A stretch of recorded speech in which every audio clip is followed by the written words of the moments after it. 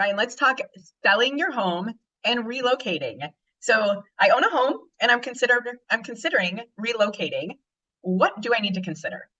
Yeah, last week we spoke about relocating to a new state and what to consider with your job and your income. But obviously, as you said, Dana, a big consideration is when you own a house currently, what options do you have for that vacating property? And there's a number of options to consider. And number one, obviously keeping the house and renting the property out. Now, this option has been more popular as a lot of people are relocating and they have great rates on their vacating house, as we had seen rates so low between 2020 and 2022. So with the low rate and low payment, they could usually make a pretty good profit off of renting. So this it's a great option. And if you have a lease agreement before closing on a new home, you could use 75% of that lease amount as income. And basically what that does is it really kind of covers your mortgage payment most of the time. So this makes it easier to buy a new house because the old mortgage is really covered. It's almost like it's not there because that lease agreement is really taking care of it. So now if you don't want to keep your vacating home when you're moving out of state, the other option, of course, is to sell.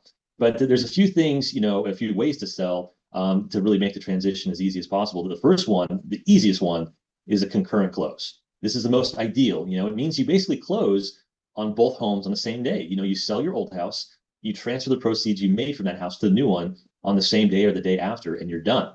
And this is, a bit more rare as, the market's gotten hotter and sellers don't like concurrent closes as much. They're also called having a contingency because sometimes, there's an issue that may come up with the sale of your house. The buyers might cancel, something might come up on the inspection, and this impacts the purchase of the new one. So sellers don't always like that risk and they don't always take those contingency offers. I know you could probably relate to that, Dana.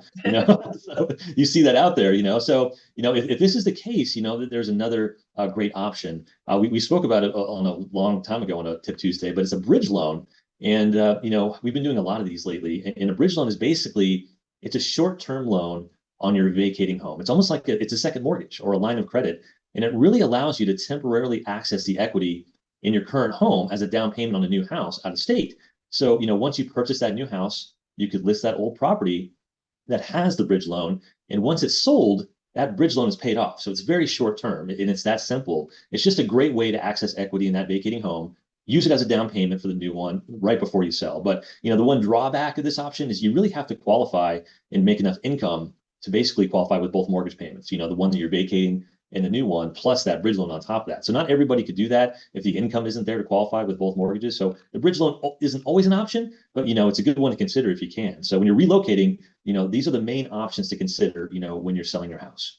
Yeah, I actually have a client I'm working with right now, relocating from Texas, and this is what they're doing. So, Yep. so we've got tons of experience with that, you guys. So if you have any questions, always reach out. Thank you, Ryan. Have a great week, you guys. We'll see you next week.